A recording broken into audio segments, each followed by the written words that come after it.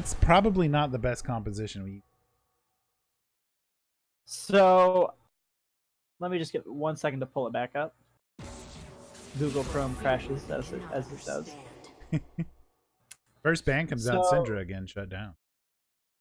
Yeah, as you said, there's not really a very good team comp because they're kind of divided. Jhin prefers to kind of stay back, so if you want to stay back comp, you need something that kind of keeps Jhin alive. Nocturne likes going in deep. If Nocturne was a jungle, I actually would have been really happy with that because he goes in and then Shen keeps him alive, Galio comes in right afterwards, and Caitlyn is able to clean up. So one could make a case that Nocturne jungle would have actually been better if you were building an AD jungle. We get a Pantheon build from Bok Choy, or a Pantheon ban from Bok Choy, and a Garen and Ezreal ban from. Definitely somebody on Bok Choy is a Garen one trick, and Murray State has decided they don't want to fight that Ezreal again. Garen is, I believe the word is spicy after Riot decided it would be a good idea to buff. Listen, you know, if the starter champs are gonna be easy to get new people in the game, I can't blame Riot for that. You know, that's fair. I do understand you need that very basic kind of champion. Yeah, I'm surprised with this Camille ban. I don't think anyone on Murray State really plays her. I think the idea is they don't want anyone to be able to dive their ADC. Ah, okay. They're playing around one person being able to carry, and last game it was the Vlad at first, and then everybody else just kind of caught up, especially the Xayah. Mm-hmm. And so Camille is very good at diving and isolating because her ult pushes everyone back, and you actually can't even flash away from Camille ult. So if you lock down one person, then that person is almost certainly dead. Plus Camille, I believe, does bonus true damage. So very good at assassinating and split pushing. Now, it looks like Murray State is going to let Vayne Ranger have the Vayne, but Murray State is getting the Xayah Rakan combo. Is that still as strong as it was when it was released, or have they tweaked it enough that it's okay to let people have the Xayah Rakan? So when it was very first released, Xayah and Rakan were released together a while back. It was incredibly overpowered. Oh, there's that Nocturne, by the way. Sorry hey! About that. But yes, it was incredibly strong. They did nerf it somewhat because nobody was playing Rakan at all unless their ADC was Xayah. So I'm looking at the picks for Bok Choy, and it's always terrifying when you let someone named Vayne Ranger have the Vayne. Have the Vayne, yeah. That's my first concern as well. Yeah. So I would like to see Murray State in light of the Vayne who does true damage against tanks. Or does true damage overall, but it's especially as a tank shredder. Pick a more assassin-y dive comp, because it looks like they're kind of putting all their eggs in the Vayne basket. Braum, not so much damage, he's more CC and peel. Jarvan, it depends on what he chooses to do, and it kind of looks like they're doing that with the Nocturne. But their focus should be killing this Vayne and then taking out the tanks that do less damage later. Essentially doing what they did to us last game. Exactly. Shut down the ADC, and then it's no big deal. But in reverse, yeah. Yeah. Yasuo, Gangplank bans, Vlad bans, and an Aatrox ban. Whoa! And a Twisted Fate ban. Not an expected ban. They want to lock down this global ability type setup, but again, I don't think anybody on Murray State has ever played Twisted Fate. No one at Murray State. We're very anti-card game at Murray State. So. We really are.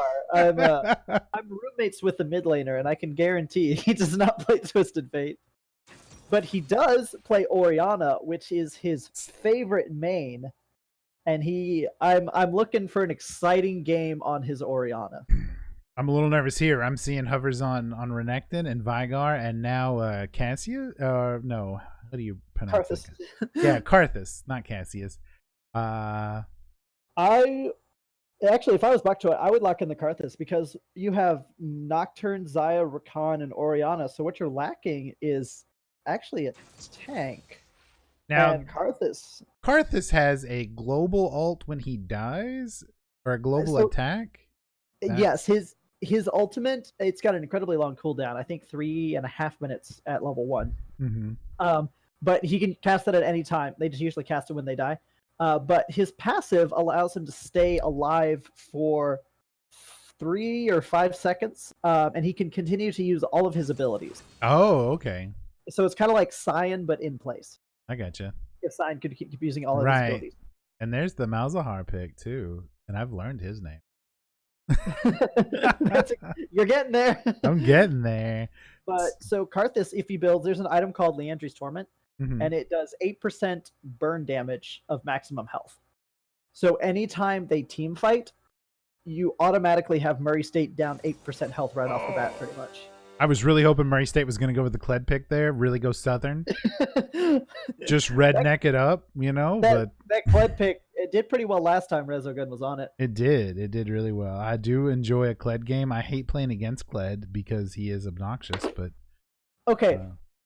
This is really interesting. They are opting to put Vayne top lane and go Karthus ADC.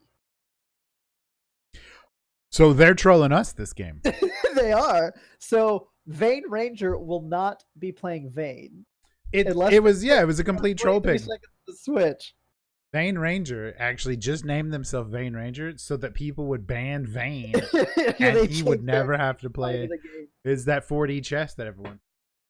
So, I mean, they got. Oh, there it is. Oh, they switched. Okay, there it is. is. I was gonna be very hyped for this game. It was gonna be interesting if that had happened. I would imagine they were very seriously discussing it.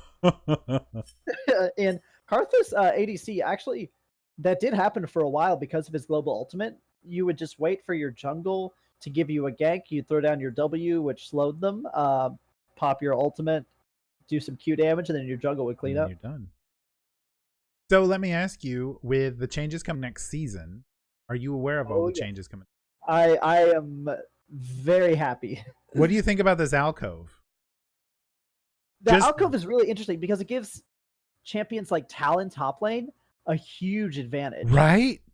They have a whole nother wall to jump over. It's going to be insane. Yeah, when your cooldown is like 0.1 seconds or whatever is on his wall jump, I mean, that's insane, having a whole nother wall to jump over. I mean, so many potential outplays there. You dive in on Talon, he runs around the back and jumps over the wall, and now he's escaped, where previously he wouldn't have been able to escape because there's no wall to jump over when you escape. Do you think the meta will change at all because of how much the map is able to be changed this coming season?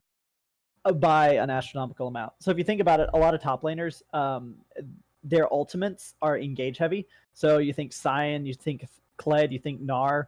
Yeah. If you're charging into top lane as a Cyan, and then your top laner is just able to whoop around this little wall, now it's useless. Yeah. Same thing with Kled. You charge into top lane after them, they go around the wall, and it's useless. With Gnar, you engage to try and throw down that ult stun, they flash behind a wall, and now it's useless. So I would bet the top lane will take an interesting turn as we get more kind of jukey type champions, one that can take advantage of being able to move around walls. So someone like Ryze, Camille, Talon. Yeah. People that can move and are advantaged to move. I would bet Rengar would be a more common top lane pick because there'll be more bushes.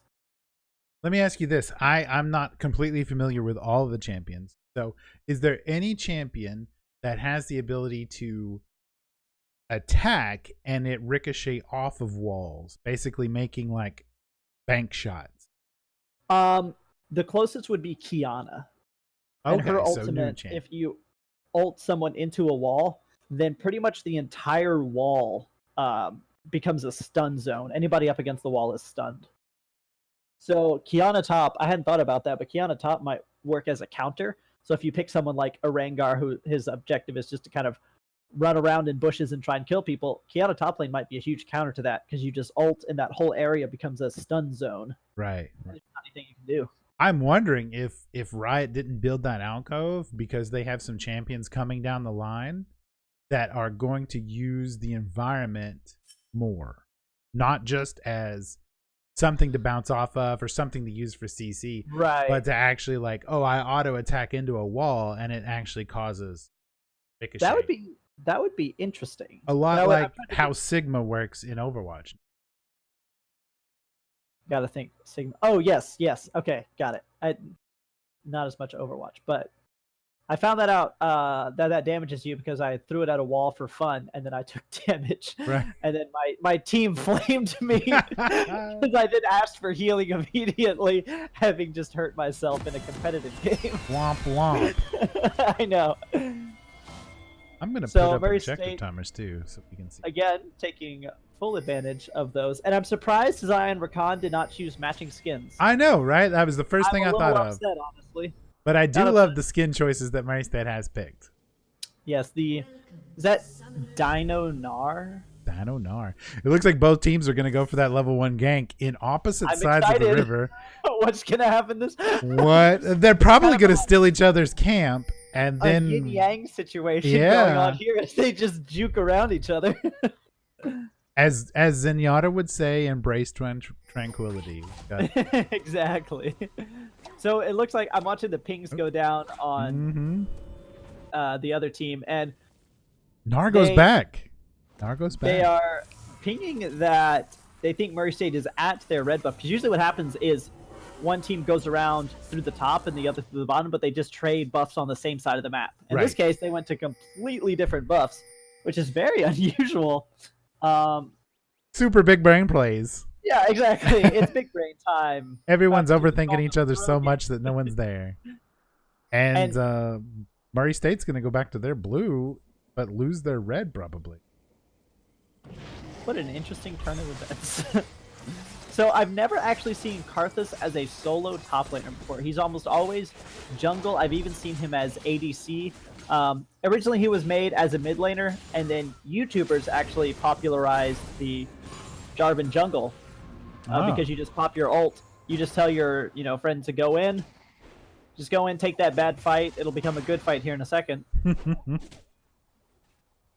I only really know Karthus from that more recent League of Legends cartoon that came out about those 5 guys that are all terrible at League of Legends and constantly die every game. He makes the a legacy cameo. music video. Yeah. I was Oh, early not a- pause. Someone I has was not a toaster.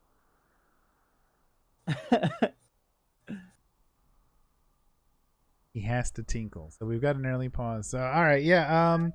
What are you thinking so far in this match?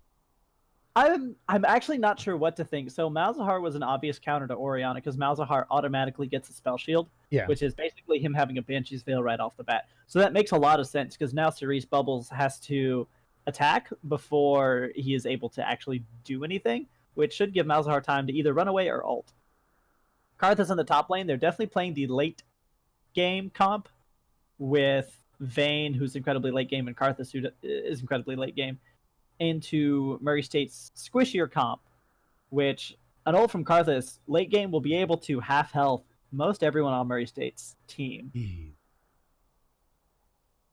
Obviously, So, something that everyone hates in pretty much every online Oh, yeah, competitive game are global ults that don't require a It's target. basically a rocket launcher, in Call of Duty or something. Yeah, it's a guarantee kill. We got an early dive on the Braum here. Zaya Rakan putting in the damage. Braum just sort of shoves them out of the way.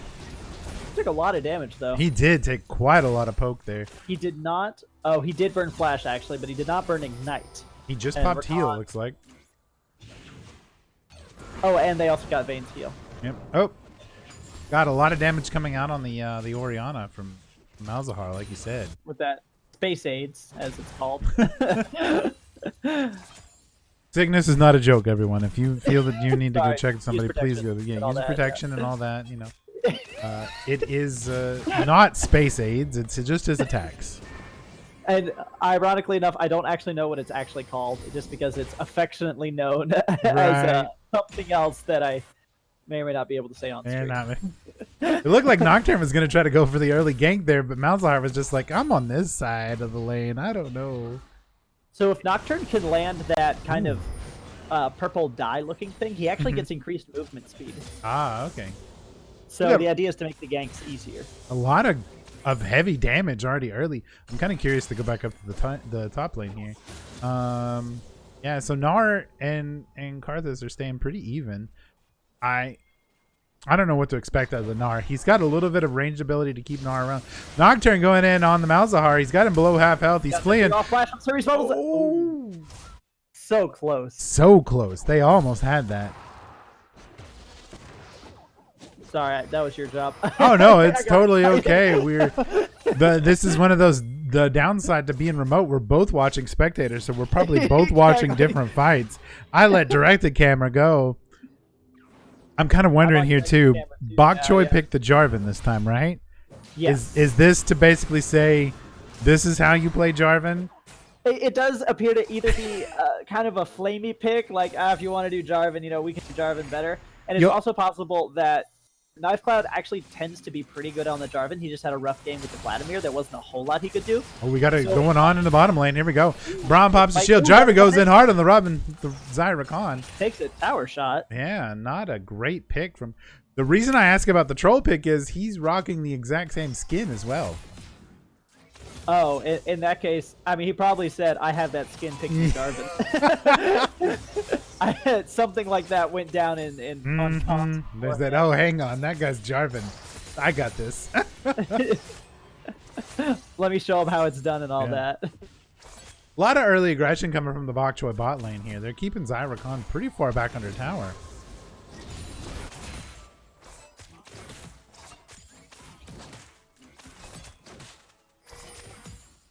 So interesting thing going on in the mid lane. There seems to be a lot of pressure from Nocturne in the mid lane, but Orianna is known as being one of the easier champions of her type to farm with because she gets auto bonus damage between her attacks. So it's surprising that Malzahar is actually ahead in farm. He does kind of get that auto push ability, but a good Orianna, I imagine, would be able to keep up in farm. So sure, I'm kind of surprised. Do you think the extra Nocturne aggression is coming because of the auto spell shield? The passive spell shield that he has? Yes. So Orianna is very easy to gank. Just because she puts her ball on you, you get a shield, and you also get a movement speed buff on top of Nocturne's automatic movement speed buff. Ooh, we got some. We got a dive on this Gnar here. Gnar on the Karsus. He is solo. Both flashes are burnt, and the auto attack gets it. He's going to keep pushing those abilities, and I'm pretty sure Gnar is just going to walk away, right? Going over to Rizzo gun. There we go, Murray State. This top laner for Murray State is a beast. I'm sort of sad he's not playing Ornn tonight. And blue team actually slayed the dragon. That happened off screen. That happened off screen for me as well, but they probably looking to trade objectives. Yep. Spotted Nocturne somewhere, and then decided, ooh, since we lost top lane, better get that dragon, mitigate some of the damage. I'm kind of looking around to see where the blue vision is. I guess I could just do this. They really didn't know where the Nocturne was, but they felt comfortable enough just taking that. They said, all right, top lane's busy. Just go for dragon real quick. So kind of a brazen play from Bok Choy, but comfortable one nonetheless. They got a root down going on here. Zyra Khan with the dive in. Not a lot of damage put out, but both teams kind of get away. That was very well played by Vayne, actually. As soon as Rakan went in, Zaya's locked down here. A lot of CC coming in. Or no, Rakan that was. Yeah. They get him out of there. There's another flash coming into the vein. And there's the Karthus. And Xayah does not get out. Braum gets the kill, though. You don't really want your support picking up the kills in the bot lane. That's going to slow down your ADC. The only reason you would want your support to get a kill is if you have something like a Swain support or a Fiddlestick support, someone that can really do damage off of it. Right. But as a Braum, he doesn't need items as much as other people do because he's already got that shield, which is basically an item in itself right off the bat. Right. Well, that's just a drawing, right? It's not really an item that's carried around. Right, yeah. Oh, we got a dive in from the Jarvan here in the mid lane, and he is taking tower shot after tower shot to try and clean up this Orianna. She's taken away, and he gets her. But he will also get away. He survived, and he's running Conquer. Away. He has a rune called Triumph. Upon a takedown, he will get 12% of his missing HP back. And Nocturne's looking. Got that back a second before. Oh, the ulti comes in from the Nocturne on the Malzahar. He's got him low. That is an end. Nard decided to teleport down. Wasn't really needed, and it looks like Orianna's also going to teleport. Yeah, Orianna is back in the lane saying, hey, quit taking my farm, guys.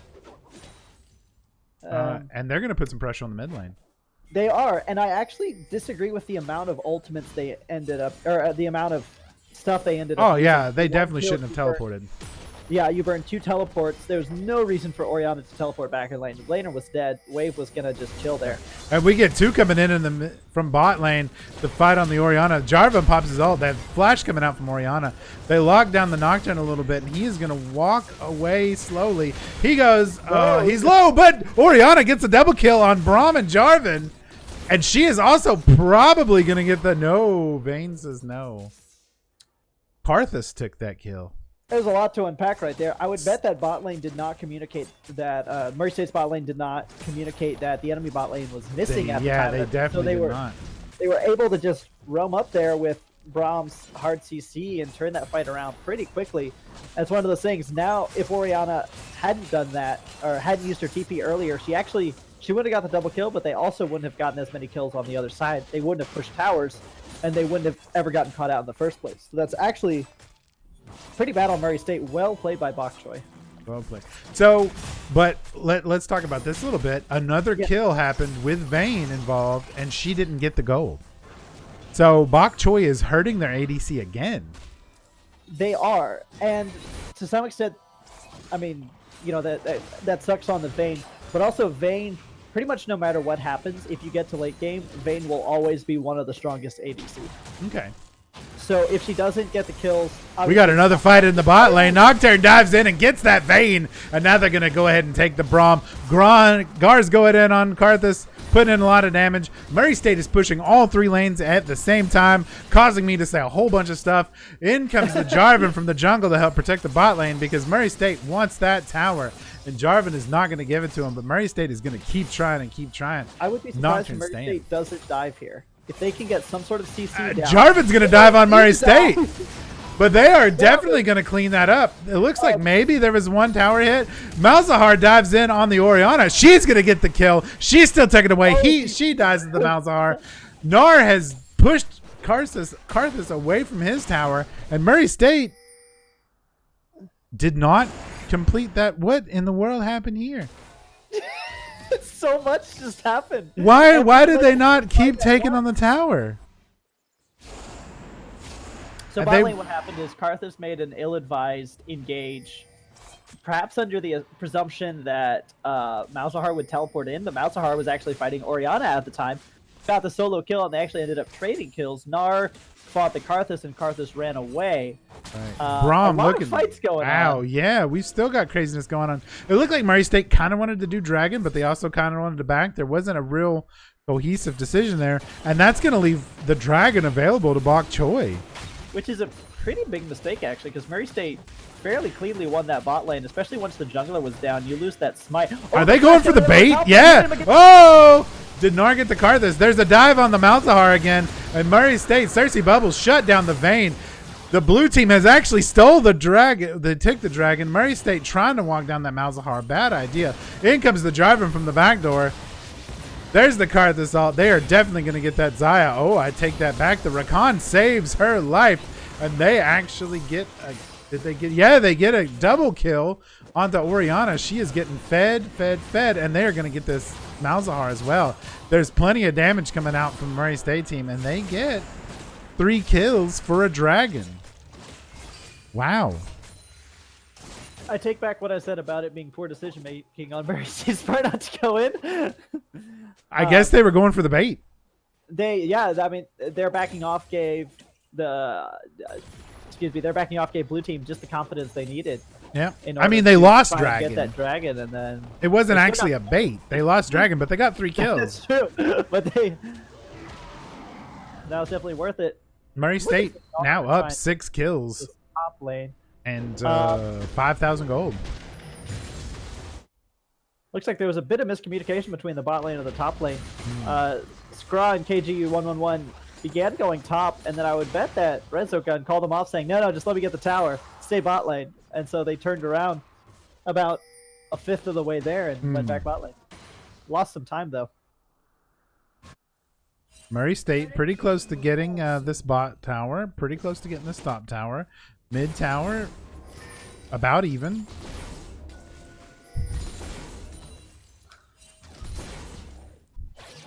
No one going. Oh, we got another dive coming in from Jarvan onto the Murray State bot lane. They knock up the Jarvan, get him airborne. Zyrakon are fighting on a tower. I'm not sure exactly what Bok Choy are thinking here. They're just going to take tower hit after tower hit. And now there's question mark pings there. I'm pretty sure they just warned Orianna. There's a chance Jarvan's coming your way.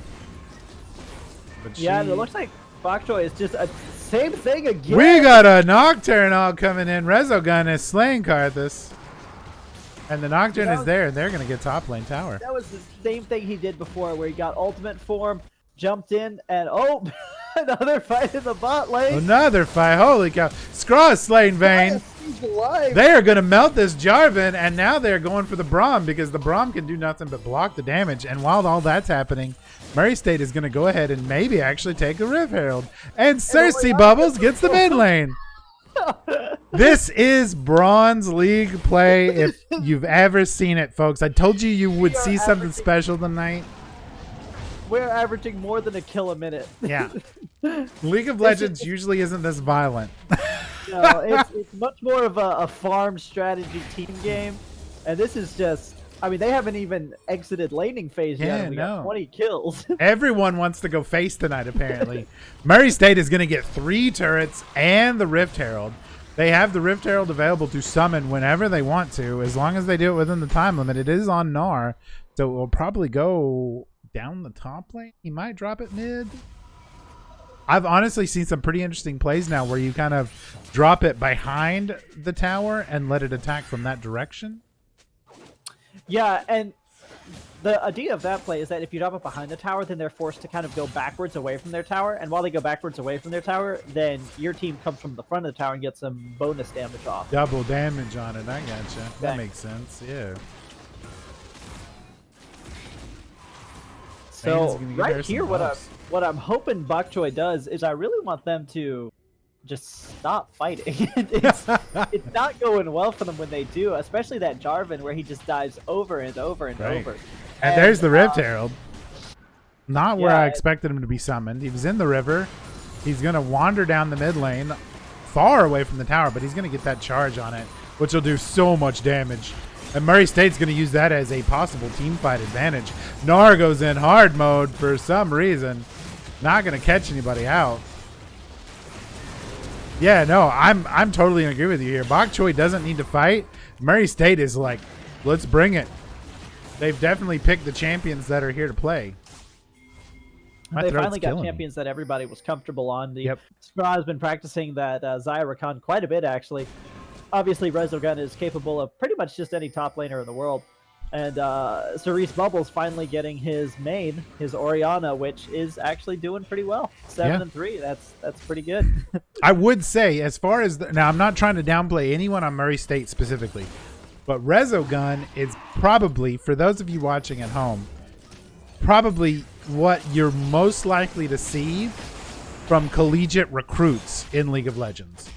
This man can play any top lane champion, play them well, and play them very, very comfortably. He doesn't seem to have any sort of hesitation. Here he goes in hard on Malzahar right now. It's 4v1, and it's all Gnar. Gnar says, let's have it. Scraw tears up Malzahar. Cersei Bubbles tells up Jarvan. Gnar just came out of beast mode, but he's still going in deep. Yeah, I mean, that's Rezogun in a nutshell right there, folks. That stun was insane. He stunned everybody except Vayne. Yeah. It's phenomenal play right there. And Murray State was smart enough to catch that, and they put the damage on the Vayne like you said they needed to. They let Gnar go in and attract all the focus, and then they come in from behind and clean up. Genius play. That is, and I'm actually pretty happy how they're responding to this, basically by not fighting. They don't need to fight. I mean, oh, Gnar's up again. Rezogun, he says, let's go into their towers. I don't even care anymore. He finally goes down, but not without Scraw taking out the Jarvan again. Braum shuts down the Rakan.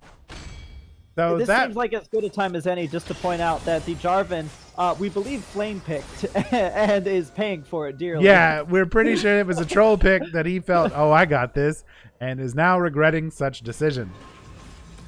Though, to be fair, that play right there for Murray State was a little too cocky in my mind. That was questionable. Yeah. I think he just got way too overconfident with his, oh yeah, we can go in. But if you look on the part of Murray State, not a whole lot of ultimates up. Only Nocturnes, which I would not advise using inside the enemy base when power's still up. And then Cerise Bubble, who was pretty far away from the action. Yeah, they were feeling a little too big for the britches, as we would say. A little too big for their britches. And what turned out really well in that fight is Vayne got that incredible shutdown on the Gnar. No. So Vayne now has Blade of the Ruined King, which does 8% true damage, I think. 8% max health, something like that. A lot of farming going on. Murray State doing the vision game. We've got so much action going on the overlays, actually. It is now fixed. I apologize for that. Thank you very much, Twitch chat.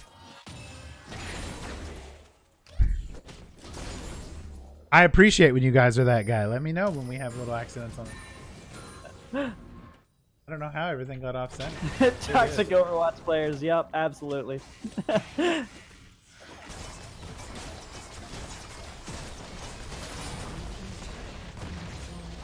And Murray State takes another turret. They are up 6 turrets. They haven't lost a single turret this game. What in the world? Oh, they haven't. Bok Choy kind of looks like they've choked. They're kind of chilling there in the jungle. They don't really know like they look. Are they tilted? Oh, here we go. Big team fight going on. The big Rakan stun. The big Gnar dive. The Nocturne dive. Everyone is getting eat up alive by Murray State University. Nocturne comes out with a double kill. Is that an ace? No, Agent Carmichael got the Rakan, though. And they just barely keep exactly what Bok Choy did to them last time, which was all their eggs are in the Vayne basket right now. Vayne is kind of their only hope for being able to do enough damage, aside from that Karthus ult. Now, why isn't Murray State going Baron right now? So it looks like maybe they're just trying to end the game, which I actually disagree. I would have preferred they go Baron. They take inhib and then go Baron immediately. They catch the Jarvan, but he's going to flash out. Yeah, I would have went for the Baron play, but maybe they were worried because the jungler was still up that he might take a chance at a steal. I don't think that was going to happen, but I would not imagine so either. They did have all of their ultimates except for Zaya's down, though. And on the side of Bok Choy, same thing, actually. They've got all of their ultimates down except for one. Now, here's a great play from Murray State.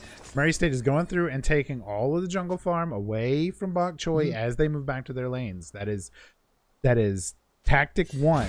When you're winning, you got to make sure that jungle is yours. Even if you don't have vision, take those buffs, take all those camps so that's that much less golden XP to the other team.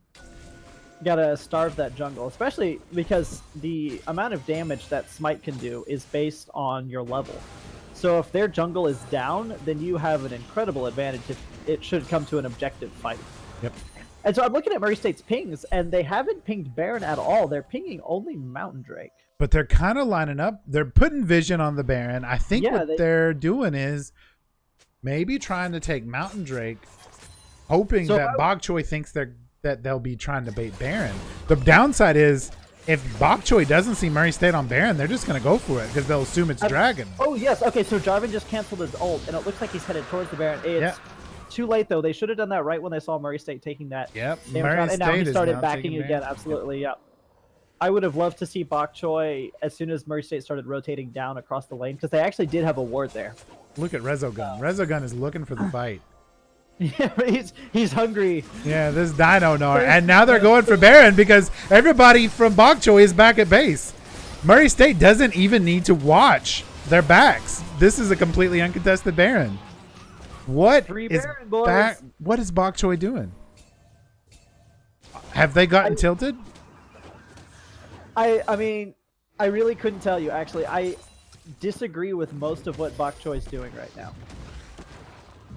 Gnar and Karthus are just sort of goofing around here and having a big old back and forth battle for funsies, and Murray State's just going to push this top lane, get another tower and inhibitor more than likely. They've got Baron buff minions.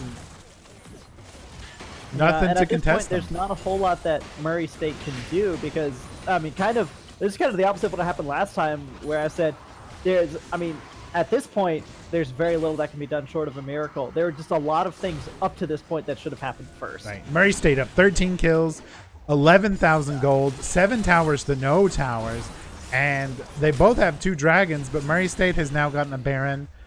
And yeah, it's like you said, there's nothing for Bok Choy to do but watch. You know, I'm kind of surprised Murray State isn't doing a split push, because I feel like at this point they've got the damage that they could kind of split. Gnar goes in hard on the Braum. He knocks him up in the air.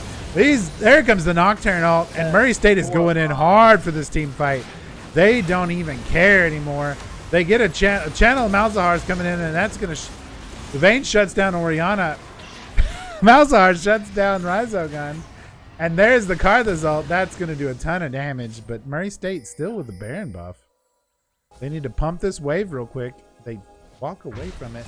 Guys, touch the minions. Just stand.